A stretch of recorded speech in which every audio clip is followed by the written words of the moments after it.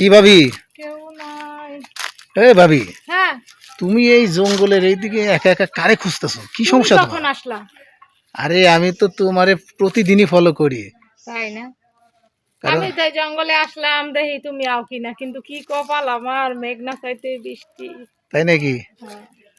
তা ঘটনা হইলো কি, তুমি এখানে কিসের জন্য আইছো, কার জন্য আইছো এটা আগে কও। আইছিলাম কেউ রে পাই কিনা, দেখি কিছু করা যায় কিনা।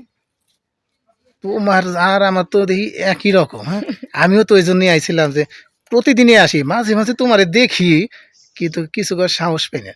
আমি তো তোমারে দেখি কিন্তু অনেক কিছু ভাবি, কিন্তু কই না আবার কি নাকি মনে করো, আমি যেটা চাই তুমি আবার সেটা চাও না, না চাও। তুমি কি চাও ভাবি? আমি একটু তোমার আদর্শ ভাগ চাই, বুঝো না? এটা আবার কওয়া লাগে। হাই হাই, এই কথা তুমি আগে কইবা না।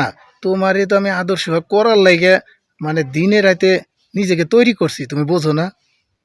আর তাছাড়া ভাই তো মনে করো ঢাকায় থাকে, ঠিক এই আছে? লেগেই তো আমার এই জঙ্গলে আওয়া, ও ঢাকা থাকে দেখি তো আমার এই জঙ্গলে আওয়া।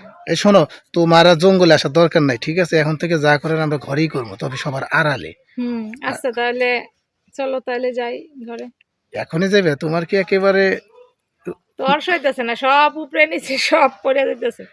কও কি? আমার তো শুনে মনে করো এখনই অবস্থা খারাপ হয়ে যাইতেছে। শোনো, তাহলে এক কাজ করো, তুমি তাহলে ঘরে যা তৈরি হও, বাসায় কেউ নাই তো?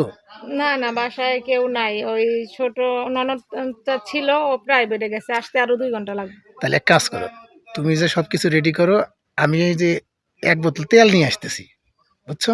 তেলের লগে মধু আনিস কিন্তু। আচ্ছা আচ্ছা, ঠিক আছে, তুমি যাও, আমি আইতাছি। আচ্ছা।